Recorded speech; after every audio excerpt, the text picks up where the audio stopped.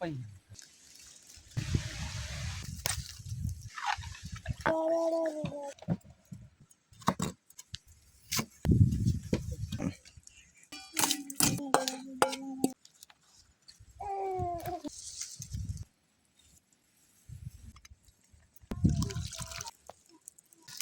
นี่ไปลองเลย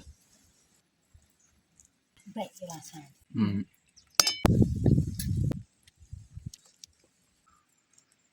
เราอย่าลืมกดไลค์กดแชร์และกดติดตามเด้อพี่น้อง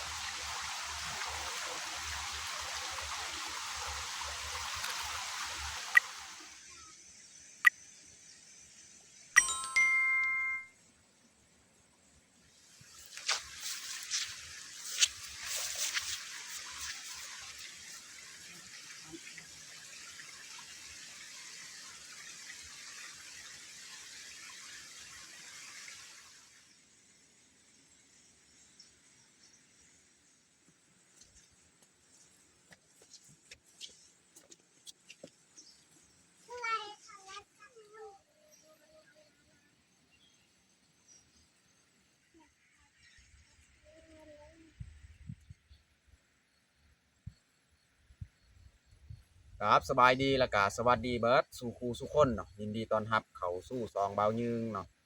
แล้วก็มื้อนี้ก็พาลูกพาเมียเข้าให้เนาะก็คือมื้อนี้เขาจะมา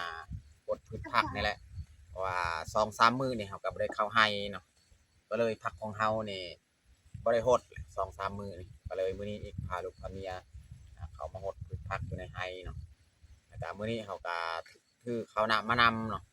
เห็ดกินเห็ดยากอยู่เทียงไฮเลยเนาะ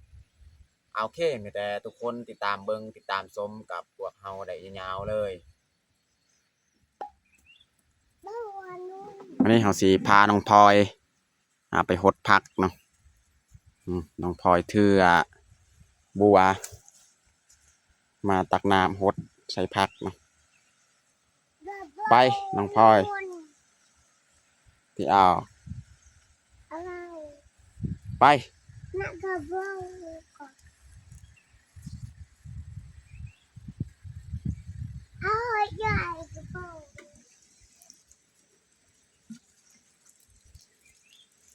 ้องพลอยหดต้นมะอึมะแตงอันนี้แมนส่วนที่เขาเห็ดมื้อนั่นแหละนี่จูดเรียบร้อยเลย2 นานนี่แต่เฮาสิหว่านกะอีหยังเนาะหรือว่าสิปลูกแนวอื่นบ่ผักอีหยังสิมาปลูกใส่เพราะว่านี่ก็เรียบร้อยเฮาจูด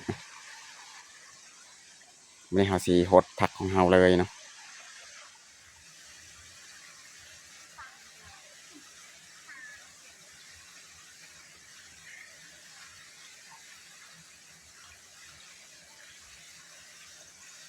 เข้ามา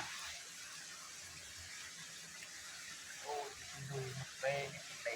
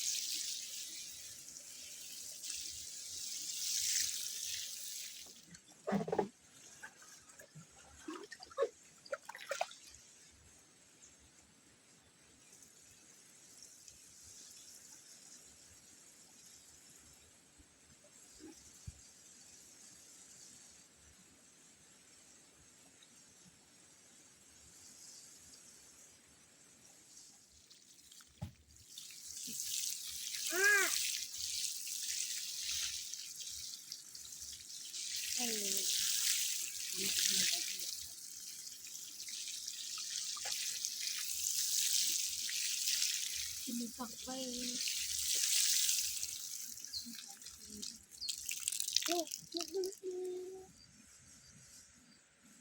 ่เมียจะเอาเฟืองเนาะมากองไว้บ่อนต้นซุกินีครับเพื่อให้มันซุ่มเนาะมันซื้อนี่ต้นมะแตงนี่กัน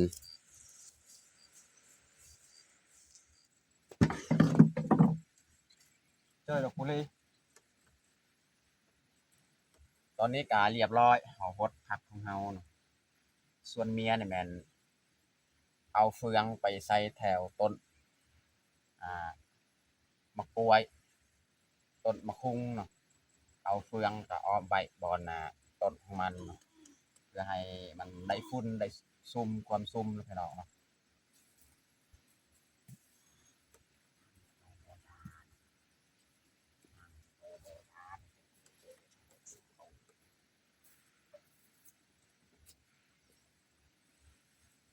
ไปเยอะปลาหาย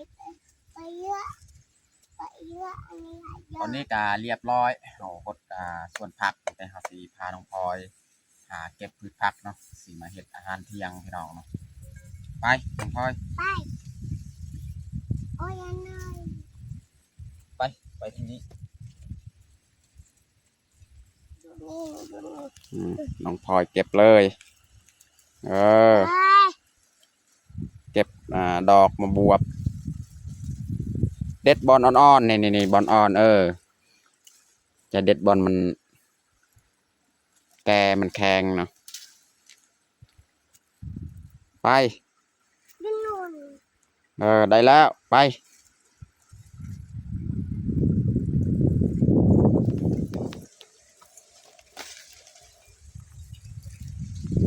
น้องพลอยนี่เก็บเลยนะ โอ้ยว างอยู่ลุ่มหันถ้วย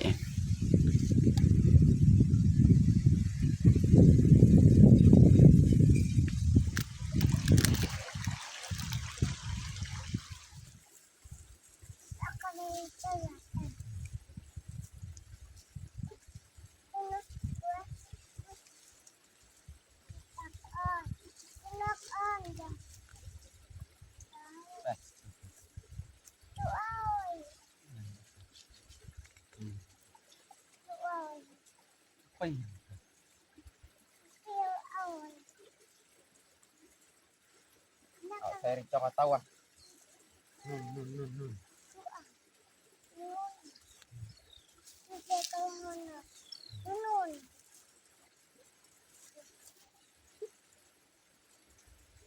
ดูนก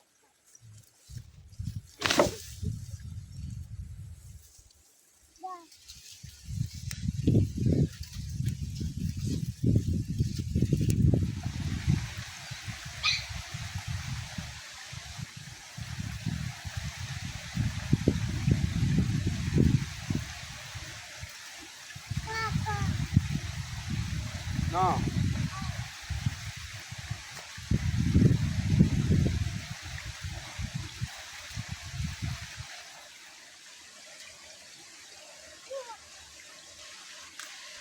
เนาะต่อมา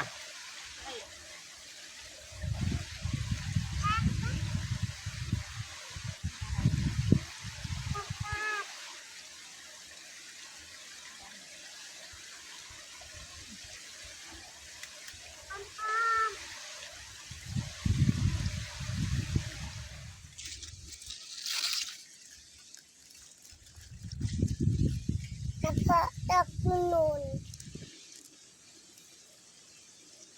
ทำไมอ่ะมีสุกบอักษรอักษรอักษรเลยเอ้ย ไหนเป็น เนาะ กุลหลังป่าการเท้าอีกเจอกุยยังมีชาแปดในการโดยการหลังไปดอกมาจากกันขึ้น เอาหอมเปรย์นี่งามใบใส่ยังนี่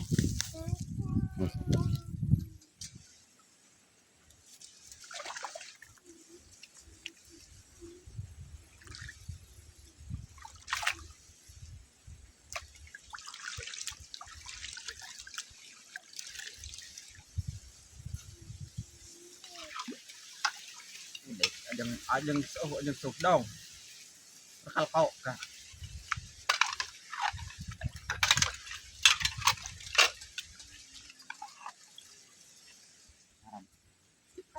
จะวัดที่กันมีสักไปกัน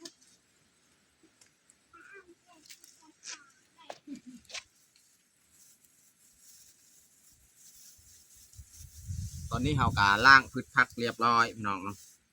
ตอนนี้เฮาสิมาเฮ็ดอาหารของเฮาเลยเนาะเฮามีเขียดนี่2 โตว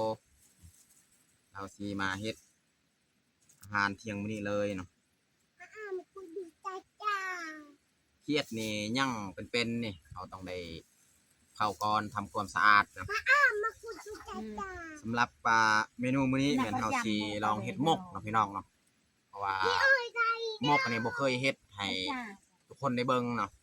ก็เลยมื้อนี้ลองคิดว่าสิเฮ็ดหมกพี่น้องเนาะส่วนผักอันนี้แม่นเฮาสิต้มเอาสิเฮ็ดหมกเขียดพี่น้องเนาะ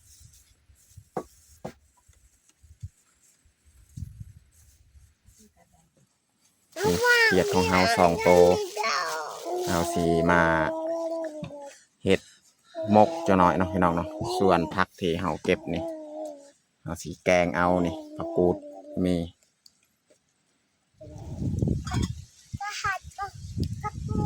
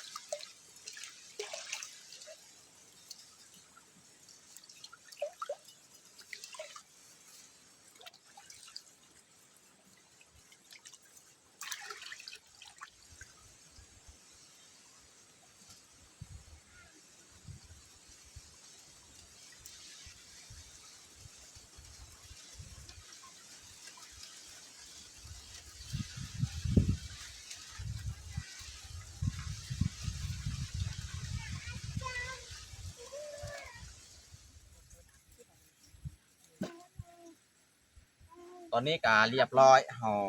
ไปทำความสะอาดเขียดของเฮา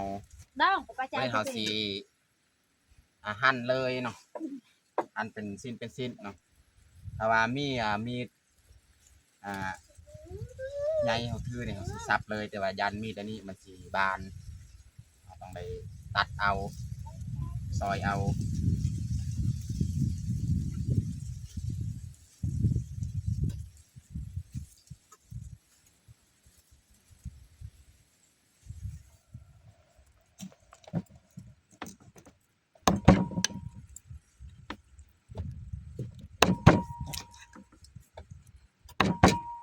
เราต้องตัดประมาณนี้แหละพี่น้องเนาะ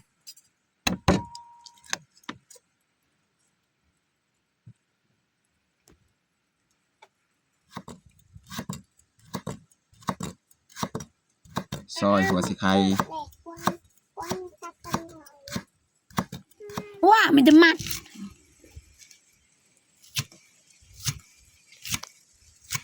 ซอยหอมแดง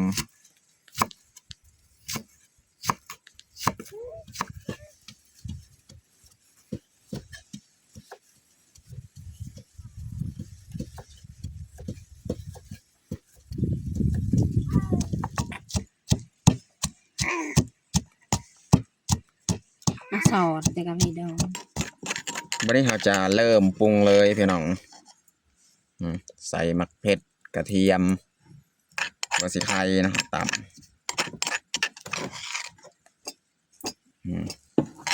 แล้วก็ใส่หอมแดงพี่น้องใส่หอมเปรย์หอมบัวผสมบนเดียวแล้วพี่น้องนะแล้วก็ใส่ผงนัว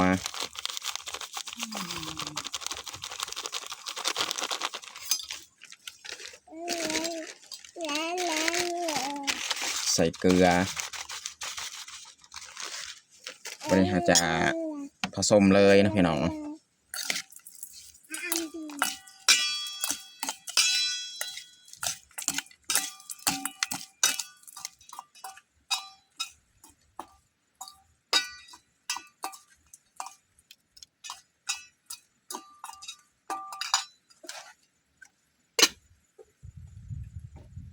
เราจะห่อใส่ใบตองนี่แหละพี่น้องเนาะ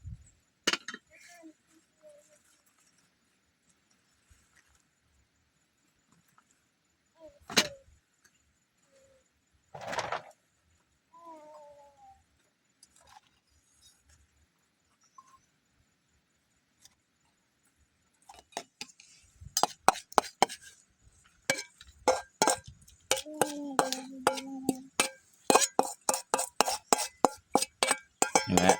วิธีการเฮ็ดมกพี่น้องประมาณนี้แหละพี่น้องนี่เราก็จะห่อเลยนะพี่น้องนี่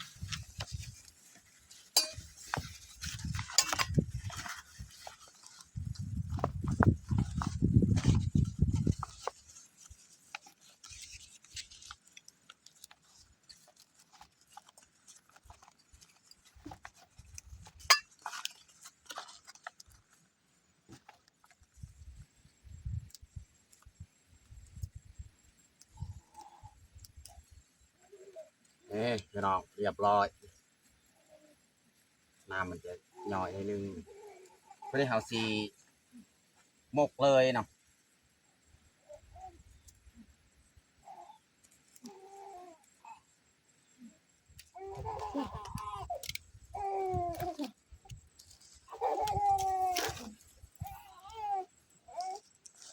เพื่อให้เราจะท่ม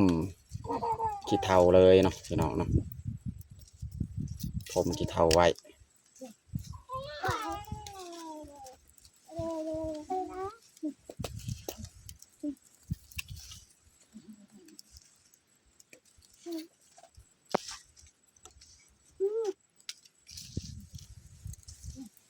หลังจากเขาทมขี้เถ้าไว้แล้วเขาก็เอาฟื้นเนี่ยมาซุ่มไว้แบบนี้แหละซุ่มไว้เลยแบบนี้พี่น้อง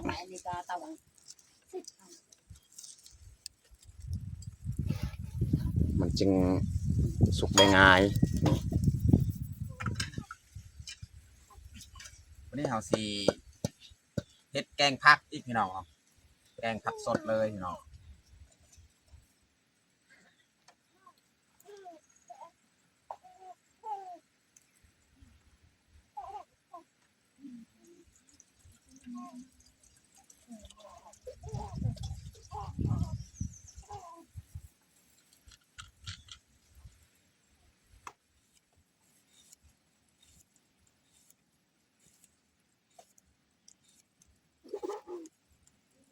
ซอยมาบวบเนาะสิแกงเอาอันนี้แกงแบบสดๆบ่มีหยังใส่บ่มีเนื้อบ่มีตอนพี่น้อง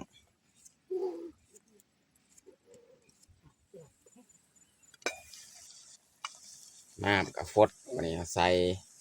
พริกกระเทียมเนาะใส่ใบหัวไชไข่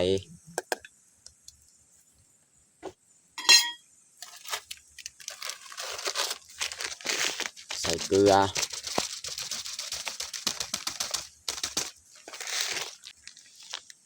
ใส่ผงนัว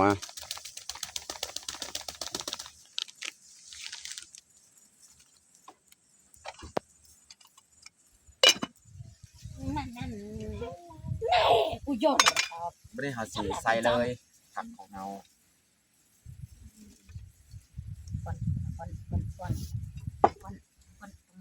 เนาะไม่ดูนก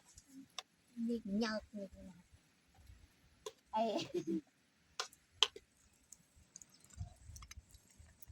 นี่พี่น้องแกงของเราก็สุกเรียบร้อยพี่น้อง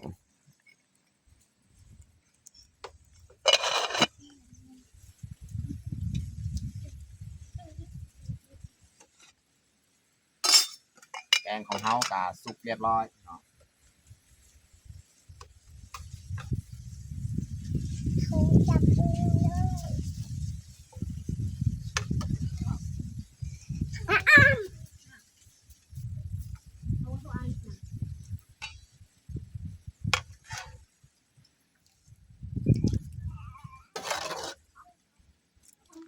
งผักสดๆพี่น้อง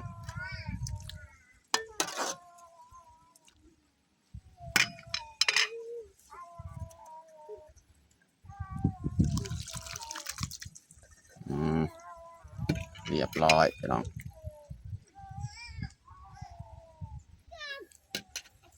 อันนี้เราจะลองปีนเบิ้งเนาะเราปีนฝาก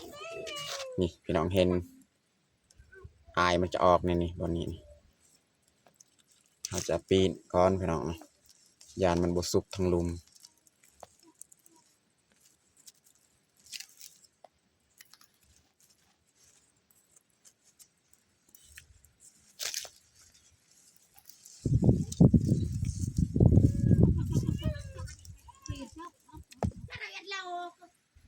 ตอนนี้กาน่าจะสุกแล้วพี่น้องเนาะเอาลองปรุงเลยนะพี่น้องเนาะ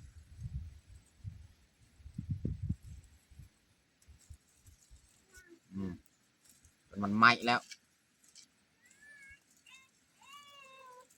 เอาลองมาแกะเบิ้งพี่น้องเนาะสั้นออกกากี่เท่าก่อน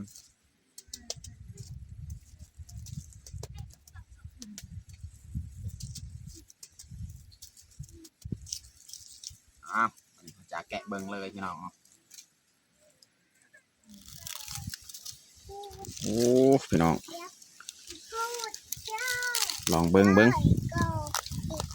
สิเป็นอะไรโอ้ฝากมึงนี่สีใหม่ๆเลยพี่น้องเอ้ยนี่โอ้หอนๆเลยพี่น้องเอ้ยสุกเรียบร้อยเลยพี่น้องเนาะหอนๆเลยพี่น้องว้าว นี่พี่น้องเอ้ยหมกเขียดพี่น้องโอ้หอนพี่น้องเอ้ยเบิ่งเนื้อทั้งลุมนี่หอมเลยพี่น้องตักใส่ถ้วยเลยพี่น้องเนาะ Kalau itu aku jika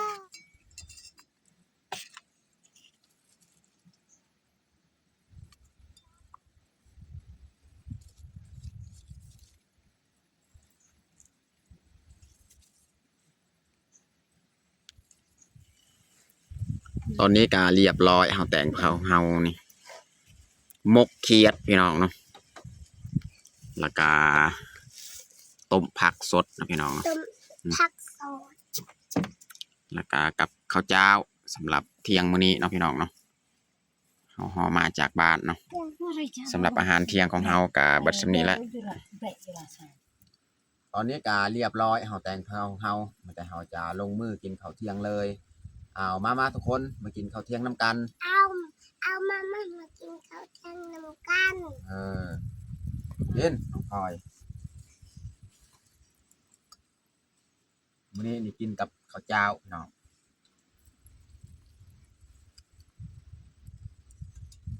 กระดับจ้าไม่ได้เป็นเราครับนุ่นน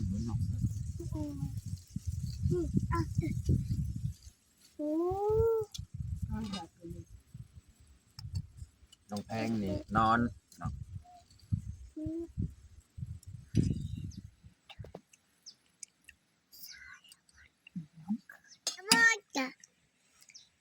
ดูนุ่น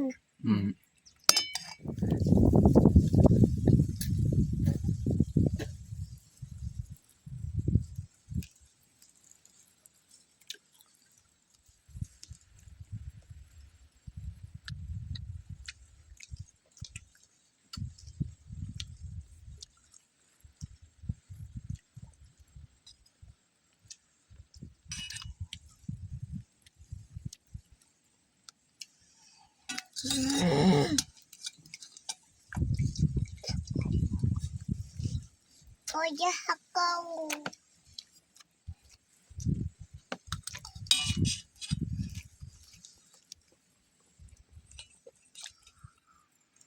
จับบอดยังไงกัน น้องเป็นเรา ใส่อันเนี่ยพี่กะ